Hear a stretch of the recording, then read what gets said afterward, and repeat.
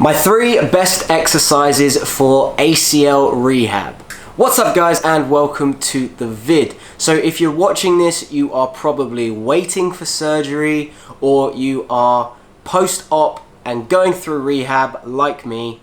I'm currently 9 months post ACL and meniscus surgery, and I have been rehabbing pretty much every single damn day until this point. It's been a very long journey. Rehab is such a long process, and it's highly underestimated how long it actually takes to feel kind of normal again, and just how long recovery takes in general. It is so much longer than you expect. So if you're going through it yourself or haven't been through it yet and you're going to, be prepared for a extremely long journey, because it is no joke. It takes a very long time, and it's going to be a really long, challenging process. I'm just being straight up with you guys. It takes ages, and it's very mentally challenging, it's physically challenging, and you're going to need to be very prepared to get through it. I've worked very hard to get to where I am at this point, 9 months post-op.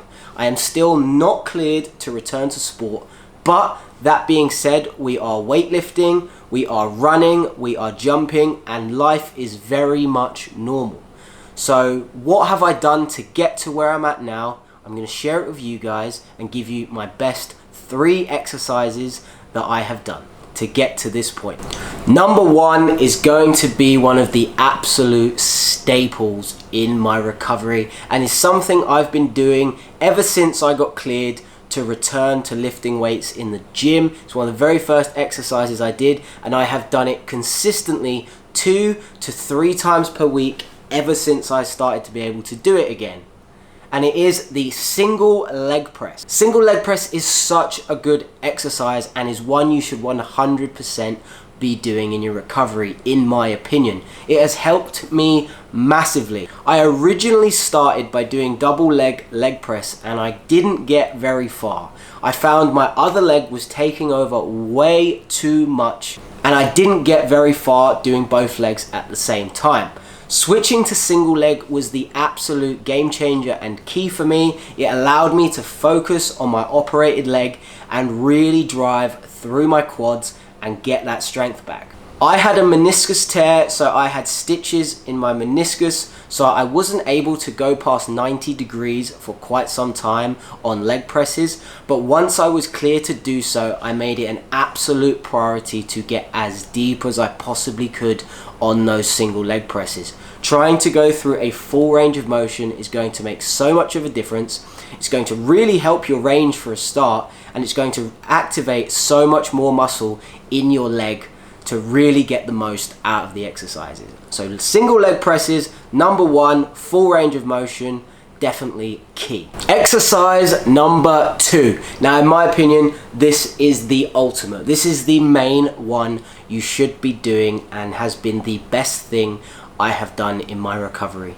And it is the leg extension. Now leg extension gets a lot of hate by a lot of people. They say it's unsafe, but I highly disagree with that. Leg extensions are key, and they are one of the best ways to isolate the quads. So leg extensions in my recovery have been an absolute staple. Similar to the single leg presses, they are the only 2 exercises that have actually stayed consistent. A lot of other things have swapped and changed, but the single leg press and the leg extension are the 2 that have never changed. Single leg extensions, to be exact, not using both legs at the same time. We want to focus on the weaker leg and trying to get that to match the strong one.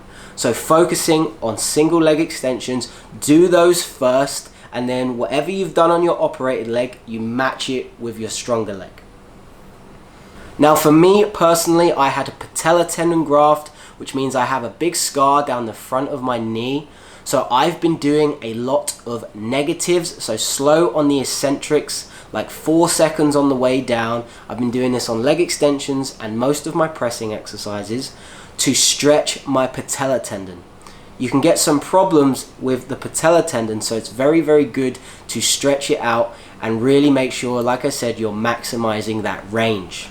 So leg extensions, exercise number 2, very key in my opinion, and is probably my favorite exercise that I do.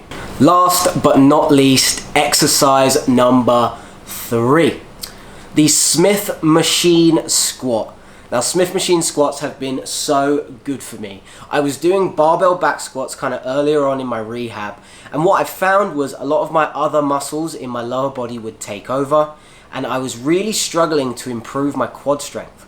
So I switched over to a Smith machine squat, ideally heels elevated. What we're trying to achieve with the Smith machine squat, getting a deep stretch in our quads by getting as deep as possible. This puts so much emphasis on the quads and really allows you to target that area rather than other muscles like the glutes, the abductors, everything else kind of taking over. When I was doing just normal back squats, I would be sore for days on like the inside of my legs, my glutes would be sore, and I was really struggling to hit legs again just a few days later and see that progress. Now that's great for overall strength, but for me, when I was getting strength tested, my quads were the only thing that was lacking. All my other muscles were already there, it was just my quads. So I needed to find ways to really isolate my quads more, and the Smith machine squat honestly did that for me. So really raising your heels up as well on a solid platform, again, just increased that range of motion, increased the stretch aspect, and allowed me to hit my quads even greater. From that point, I noticed the DOMs in my quads, the soreness the next few days wasn't in my surrounding areas in my legs, it was primarily my quads, and that was when I really started to see the strength and progress come back. So yeah, that is exercise number 3, Smith machine squats. Now there's so many more exercises that go into rehab, so if you guys would like to see more of what I would do, please comment below and let me know what you want to see, and I'll try and share some more tips and advice of what I've done to get to where I am 9 months post-op. These are all just my experiences and what I've gone through. I've worked with a very good physio to get to where I am now, and he's guided me this entire way. So I highly suggest you guys are working with a good physio yourselves and just doing what they recommend.